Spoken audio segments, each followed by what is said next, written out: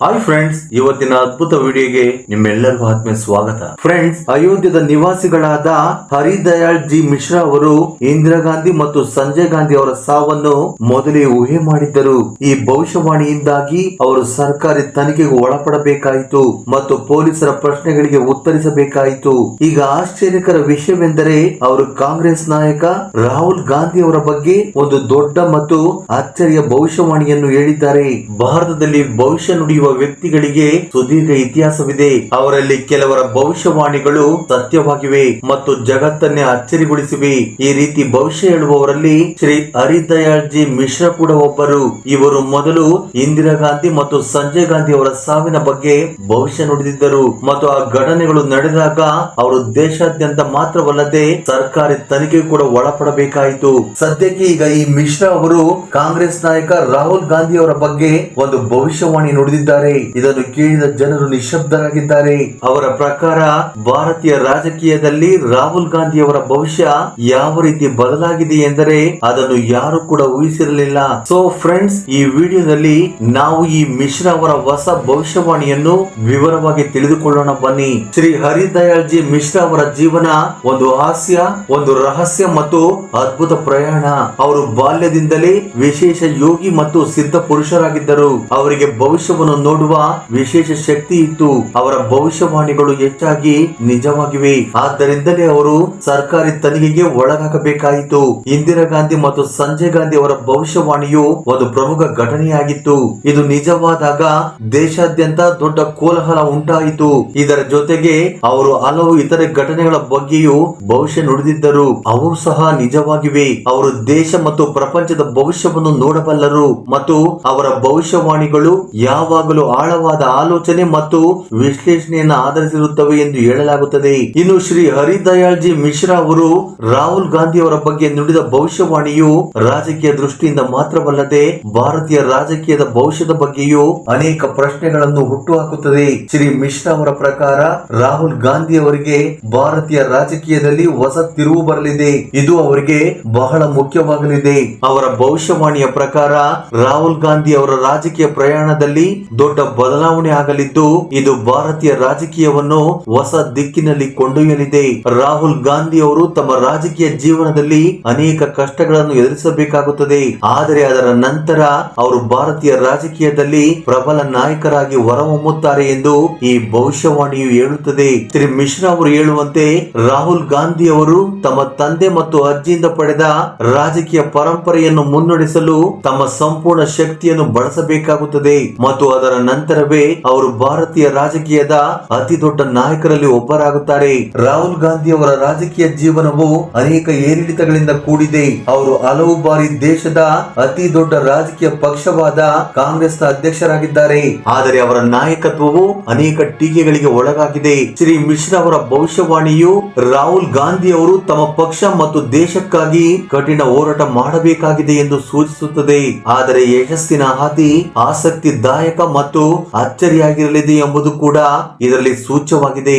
ರಾಹುಲ್ ಗಾಂಧಿ ಅವರ ರಾಜಕೀಯ ಜೀವನವು ಅವರ ಕುಟುಂಬದ ರಾಜಕೀಯ ಪರಂಪರೆಯೊಂದಿಗೆ ಸಂಬಂಧ ಹೊಂದಿದೆ.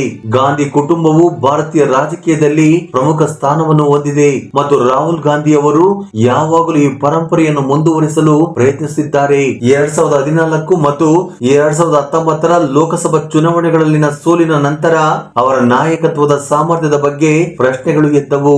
ಕಾಂಗ್ರೆಸ್ ಪಕ್ಷಕ್ಕೆ ಈ ಚುನಾವಣೆಗಳಲ್ಲಿ ಭಾರಿ ನಷ್ಟವಾಯಿತು ಮತ್ತು ರಾಹುಲ್ ಗಾಂಧಿ ಅವರು ಪಕ್ಷದ ಅಧ್ಯಕ್ಷ ಸ್ಥಾನಕ್ಕೆ ರಾಜೀನಾಮೆ ನೀಡಬೇಕಾಯಿತು. ಆದರೂ ಅವರು ರಾಜಕೀಯದಿಂದ ದೂರ ಉಳಿಯದೆ ಪಕ್ಷವನ್ನು ಪುನರ್ ನಿರ್ಮಿಸಲು ಪ್ರಯತ್ನಿಸಿದರು. ಶ್ರೀ ಮಿಶ್ರಾ ಅವರ ಭವಿಷ್ಯವಾಣಿಯ ಅತ್ಯಂತ ಪ್ರಮುಖ ಭಾಗವೆಂದರೆ ರಾಹುಲ್ ಗಾಂಧಿ ಅವರು ತಮ್ಮ ರಾಜಕೀಯ ಹೋರಾಟದ ಹೊರತಾಗಿಯೂ ಅಂತಿಮವಾಗಿ ಯಶಸ್ಸು ಗಳಿಸುತ್ತಾರೆ. ಅವರ ಕಠಿಣ ಪರಿಶ್ರಮ ಮತ್ತು ಹೋರಾಟದ ನಂತರ ಅವರು ಬಲವಾದ ಮತ್ತು ಪ್ರಭಾವಶಾಲಿ ನಾಯಕರಾಗಿ ಹೊರಹೊಮ್ಮುತ್ತಾರೆ ಎಂದು ಶ್ರೀ ಮಿಶ್ರಾ ಅವರು ಹೇಳುತ್ತಾರೆ. ಈ ಭವಿಷ್ಯವಾಣಿಯು ರಾಹುಲ್ ಗಾಂಧಿ ಅವರ ರಾಜಕೀಯ ಜೀವನದಲ್ಲಿ ಹೊಸ ಅಧ್ಯಾಯದ ಪ್ರಾರಂಭವನ್ನು ಸೂಚಿಸುತ್ತದೆ. ಇದರಲ್ಲಿ ಅವರು ತಮ್ಮ ಸಂಪೂರ್ಣ ಸಾಮರ್ಥ್ಯವನ್ನು ಬಳಸಿಕೊಳ್ಳುತ್ತಾರೆ ಮತ್ತು ಭಾರತೀಯ ರಾಜಕೀಯದಲ್ಲಿ ಪ್ರಮುಖ ಸ್ಥಾನವನ್ನು ಪಡೆಯುತ್ತಾರೆ. ಅಂತಿಮವಾಗಿ ಈ ಭವಿಷ್ಯವಾಣಿಯು ನಿಜವೋ ಅಥವಾ ಸುಳ್ಳು ಎಂದು ಕಾಲವೇ ನಿರ್ಧರಿಸುತ್ತದೆ. ಆದರೆ ಇದನ್ನು ಆಳವಾಗಿ ಅರ್ಥ ಮಾಡಿಕೊಳ್ಳುವುದು ಭಾರತೀಯ ರಾಜಕೀಯದಲ್ಲಿ ದೊಡ್ಡ ಬದಲಾವಣೆಯ ಸಂಕೇತವಾಗಿರಬಹುದು. ಶ್ರೀ ಮಿಶ್ರಾ ಅವರ ಭವಿಷ್ಯವಾಣಿಯು ಭವಿಷ್ಯವಾಣಿಯು ಭಾರತೀಯ ರಾಜಕೀಯದ ಭವಿಷ್ಯದ ಬಗ್ಗೆ ಅನೇಕ ಪ್ರಶ್ನೆಗಳನ್ನು ಹುಟ್ಟುಹಾಕುತ್ತದೆ. ಭಾರತದ ರಾಜಕೀಯ ಇತಿಹಾಸದಲ್ಲಿ ಭವಿಷ್ಯವಾಣಿಗಳಿಗೆ ವಿಶೇಷ ಸ್ಥಾನವಿದೆ. ಅನೇಕ ಜ್ಯೋತಿಷಿಗಳು ಮತ್ತು ಭವಿಷ್ಯ ವಕ್ತರು ರಾಜಕೀಯ ಘಟನೆಗಳ ಬಗ್ಗೆ ಭವಿಷ್ಯ ನುಡಿದಿದ್ದಾರೆ. ಅವರಲ್ಲಿ ಹರಿದಯಾಳ್ ಮಿಶ್ರಾ ಅವರ ಹೆಸರು ಪ್ರಮುಖವಾಗಿ ಕೇಳಿ ಬರುತ್ತದೆ. ಇವರು ಈ ಹಿಂದೆ ನುಡಿದಿರುವ ಕೆಲವು ಭವಿಷ್ಯವಾಣಿಗಳು ನಿಜವಾಗಿದ್ದು ಭಾರತೀಯ ರಾಜಕೀಯದಲ್ಲಿ ಸಂಚಲನ ಮೂಡಿಸಿದ್ದವು. ಅಂತ ಘಟನೆಗಳು ನಡೆದಾಗ ಶ್ರೀ ಮಿಶ್ರಾ ಅವರು ಸರ್ಕಾರಿ ತನಿಖೆಯನ್ನು ಎದುರಿಸಬೇಕಾಯಿತು, ಏಕೆಂದರೆ ಅವರ ಭವಿಷ್ಯವಾಣಿಗಳು ಅಸತ್ಯವೆಂದು ಸಾಬೀತಾಗಿದ್ದವು. ಈಗ ಶ್ರೀ ಮಿಶ್ರಾ ಅವರು ಕಾಂಗ್ರೆಸ್ ಪಕ್ಷದ ಪ್ರಮುಖ ನಾಯಕ ರಾಹುಲ್ ಗಾಂಧಿ ಅವರ ಬಗ್ಗೆ ಒಂದು ಹೊಸ ಮತ್ತು ದಿಗ್ಭ್ರಮೆಗೊಳಿಸುವ ಭವಿಷ್ಯ ನುಡಿದಿದ್ದಾರೆ. ಗಾಂಧಿ ಕುಟುಂಬದ ರಾಜಕೀಯ ಪರಂಪರೆಯೊಂದಿಗೆ ಗುರುತಿಸಿಕೊಂಡಿರುವ ರಾಹುಲ್ ಗಾಂಧಿ ಅವರ ಭವಿಷ್ಯವು ಭಾರತೀಯ ರಾಜಕೀಯದಲ್ಲಿ ಹೊಸ ತಿರುವು ಪಡೆಯಲಿದೆ ಎಂದು ಶ್ರೀ ಮಿಶ್ರಾ ಹೇಳಿದ್ದಾರೆ. ಶ್ರೀ ಹರಿದಯಾಳ್ ಮಿಶ್ರಾ ಅವರ ಜೀವನವು ಅತ್ಯಂತ ನಿಗೂಢ ಮತ್ತು ಅದ್ಭುತವಾಗಿದೆ. ಅವರು ಅಯೋಧ್ಯೆಯ ಒಂದು ಸಣ್ಣ ಹಳ್ಳಿಯಿಂದ ಬಂದವರು, ಆದರೆ ಅವರ ಹೆಸರನ್ನು ಭಾರತದ ಪ್ರಮುಖ ಭವಿಷ್ಯ ವಕ್ತಾರರಲ್ಲಿ ಪರಿಗಣಿಸಲಾಗುತ್ತದೆ. ಶ್ರೀ ಮಿಶ್ರಾ ಅವರು ಯಾವಾಗಲೂ ತಮ್ಮ ಭವಿಷ್ಯವಾಣಿಗಳನ್ನು ಸಹಜವಾಗಿ ನುಡಿಯುತ್ತಾರೆ ಮತ್ತು ಅವರ ಅನೇಕ ಭವಿಷ್ಯವಾಣಿಗಳು ನಿಜವಾಗಿವೆ. ಅವರ ಅತ್ಯಂತ ಪ್ರಸಿದ್ಧ ಭವಿಷ್ಯವಾಣಿಯು 1984ರಲ್ಲಿ ಇಂದಿರಾ ಗಾಂಧಿ ಅವರ ಹತ್ಯೆಗೆ ಸಂಬಂಧಿಸಿದ್ದಾಗಿದೆ. ಈ ಘಟನೆಗೂ ಮುನ್ನವೇ ಅವರು ಇಂದಿರಾ ಗಾಂಧಿ ಅವರ ಹತ್ಯೆಯ ಬಗ್ಗೆ ಭವಿಷ್ಯ ನುಡಿದಿದ್ದರು. ಈ ಘಟನೆ ನಡೆದ ನಂತರ ಶ್ರೀ ಮಿಶ್ರಾ ಅವರ ಭವಿಷ್ಯವಾಣಿಯು ಜನರನ್ನು ಬೆಚ್ಚಿ ಬೀಳಿಸಿತ್ತು. ಇದಾದ ನಂತರ ಅವರು ಸಂಜಯ್ ಗಾಂಧಿ ಅವರ ಸಾವಿನ ಬಗ್ಗೆಯೂ ಭವಿಷ್ಯ ನುಡಿದಿದ್ದರು. ಅವರು 1980ರಲ್ಲಿ ವಿಮಾನ ಅಪಘಾತದಲ್ಲಿ ನಿಧನರಾದರು. ಈ ಘಟನೆಗಳು ಸಂಭವಿಸಿದ ನಂತರ ಶ್ರೀ ಮಿಶ್ರಾ ಅವರು ಸರ್ಕಾರಿ ತನಿಖೆಯನ್ನು ಎದುರಿಸಬೇಕಾಯಿತು, ಏಕೆಂದರೆ ಅವರ ಭವಿಷ್ಯವಾಣಿಗಳು ಎಷ್ಟು ನಿಖರವಾಗಿದ್ದವೆಂದರೆ ಒಬ್ಬ ವ್ಯಕ್ತಿಯು ಭವಿಷ್ಯವನ್ನು ಈ ರೀತಿ ನೋಡಲು ಸಾಧ್ಯವೇ ಎಂದು ಜನರಿಗೆ ನಂಬಲಾಗಲಿಲ್ಲ.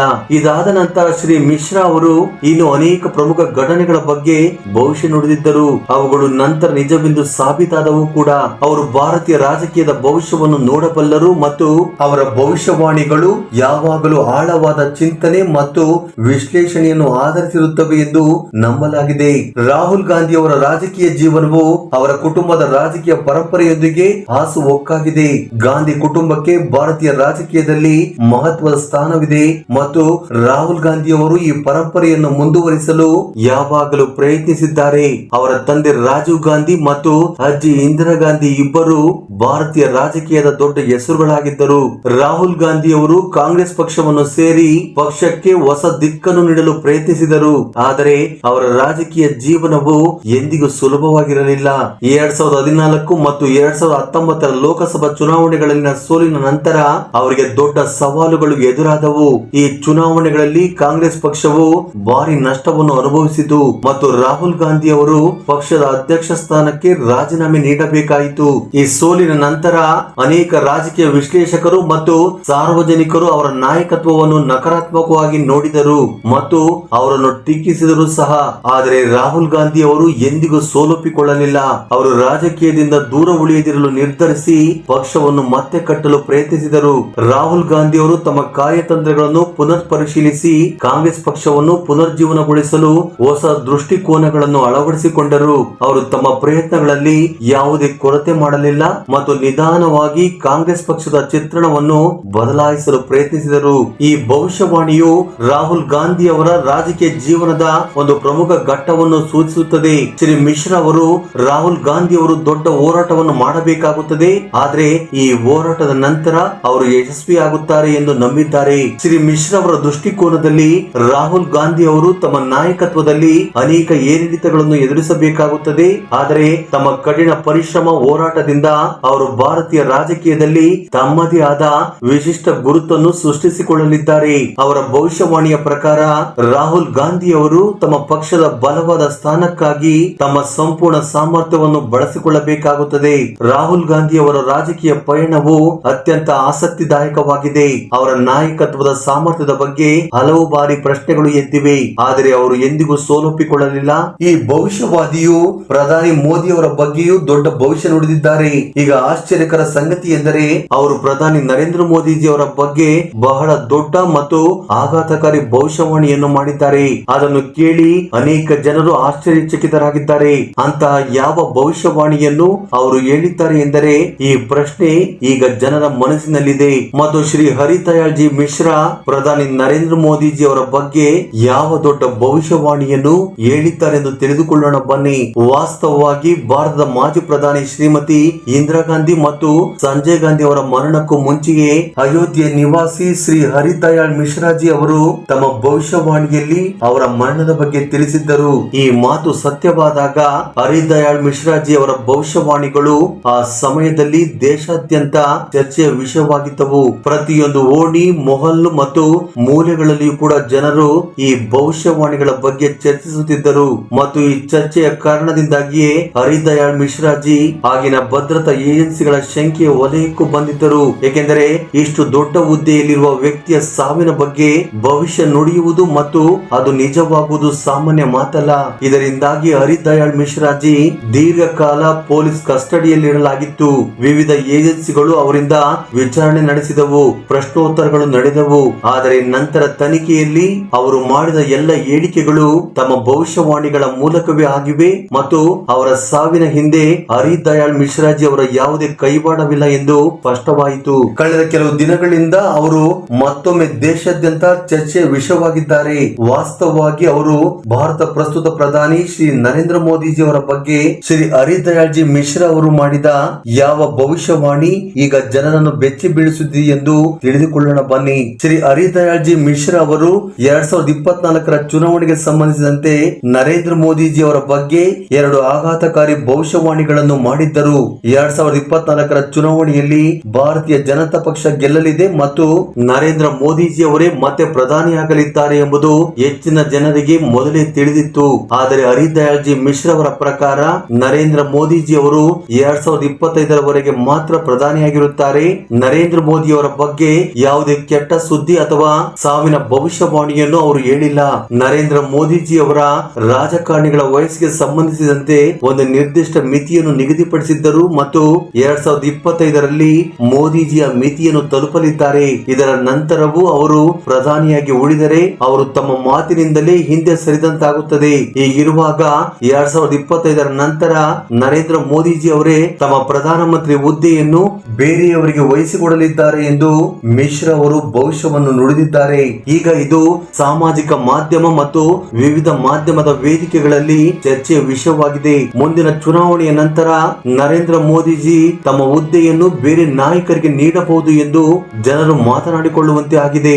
ಆದಾಗ್ಯೂ ಇದು ಕೇವಲ ಒಂದು ಸಾಧ್ಯತೆಯಾಗಿದೆ ಮತ್ತು ಇದರ ಸರಿಯಾದ ಅಂದಾಜು ಭವಿಷ್ಯದಲ್ಲಿ ಮಾತ್ರ ತಿಳಿಯಲಿದೆ. ಈ ಸಮಯದಲ್ಲಿ ಭಾರತ ಮತ್ತು ಚೀನಾ ನಡುವೆ ಗಡಿ ವಿವಾದವು ನಡೆಯುತ್ತಿದೆ. ಹೀಗಿರುವಾಗ ದೊಡ್ಡ ಯುದ್ಧದ ಸಾಧ್ಯತೆಯೂ ಇದೆ. ಅನೇಕ ಭವಿಷ್ಯವಾದಿಗಳು ಮತ್ತು ಇತರೆ ಸಾಧು ಸಂತರು 2024ರಿಂದ 2026 ಒಳಗೆ ಭಾರತ ಮತ್ತು ಪಾಕಿಸ್ತಾನ, ವಿಶೇಷವಾಗಿ ಭಾರತ ಮತ್ತು ಚೀನಾ ನಡುವಿನ ಉದ್ವಿಗ್ನತೆ ಈಗಾಗಲೇ ಹೆಚ್ಚಾಗಿದೆ ಎಂದು ಹೇಳಲಿದ್ದಾರೆ. ಟಿಬೆಟ್ ಮತ್ತು ತೈವಾನ್ ವಿಷಯದಲ್ಲಿ ಭಾರತ ಹಸ್ತಕ್ಷೇಪ ಮಾಡಲಿದೆ ಎಂದು ಚೀನಾ ಸ್ಪಷ್ಟವಾಗಿ ಹೇಳಿದೆ. ಚೀನಾದ ವಶದಲ್ಲಿರುವ ಪ್ರದೇಶವನ್ನು ಸ್ವತಂತ್ರಗೊಳಿಸಲು ಭಾರತ ಪ್ರಯತ್ನಿಸಬಹುದು ಎಂಬ ಭಯ ಚೀನಾಕ್ಕಿದೆ. ಅದಕ್ಕಾಗಿ ಚೀನಾ ತನ್ನ ಮಿಲಿಟರಿ ಶಕ್ತಿಯನ್ನು ಹೆಚ್ಚಿಸುತ್ತಿದೆ ಮತ್ತು ಗಡಿಯಲ್ಲಿ ಸಾವಿರಾರು ಸೈನಿಕರನ್ನು ನಿಯೋಜಿಸುತ್ತಿದೆ.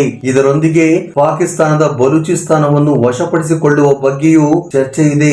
ಬಲೂಚಿಸ್ತಾನದ ಜನರು ಇದನ್ನು ಕರಾಳ ದಿನವೆಂದು ಆಚರಿಸುತ್ತಾರೆ ಮತ್ತು ಬಲೂಚಿಸ್ತಾನವನ್ನು ಪಾಕಿಸ್ತಾನದಿಂದ ಬೇರ್ಪಡಿಸಬೇಕೆಂದು ಒತ್ತಾಯಿಸುತ್ತಿದ್ದಾರೆ. ಈ ವಿವಾದದ ಕಾರಣದಿಂದಾಗಿ ಪಾಕಿಸ್ತಾನವು ಬಲೂಚಿಸ್ತಾನದಿಂದ ತನ್ನ ಅಧಿಕಾರವನ್ನು ಕೊನೆಗೊಳಿಸಬೇಕಾಗಬಹುದು. ಈಗ ನಾವು ಮತ್ತೆ ಶ್ರೀ ಹರಿದಯಾಳ್ ಜಿ ಮಿಶ್ರಾ ಅವರ ಭವಿಷ್ಯವಾಣಿಗಳ ಬಗ್ಗೆ ಮಾತನಾಡೋದಾದ್ರೆ, ವಿಶ್ವ ರಾಜಕೀಯದಲ್ಲಿ ಪ್ರಮುಖ ಪಾತ್ರ ವಹಿಸುವ ಪ್ರಧಾನಿಯೊಬ್ಬರು ಭಾರತದಲ್ಲಿ ಬರಲಿದ್ದಾರೆ ಎಂದು ಅವರು ಭವಿಷ್ಯ ನುಡಿದಿದ್ದರು. ಶ್ರೀ ಹರಿದಯಾಳ್ ಜಿ ಅವರು ಸ್ಪಷ್ಟವಾಗಿ ನರೇಂದ್ರ ಮೋದಿಜಿ ಅವರ ಹೆಸರನ್ನು ತೆಗೆದುಕೊಂಡಿದ್ದರು ಮತ್ತು ನರೇಂದ್ರ ಮೋದಿಜಿ ಮತ್ತೊಮ್ಮೆ ಭಾರತ ಪ್ರಧಾನಿಯಾಗಲಿದ್ದಾರೆ ಎಂದು ಭವಿಷ್ಯ ನುಡಿದಿದ್ದರು.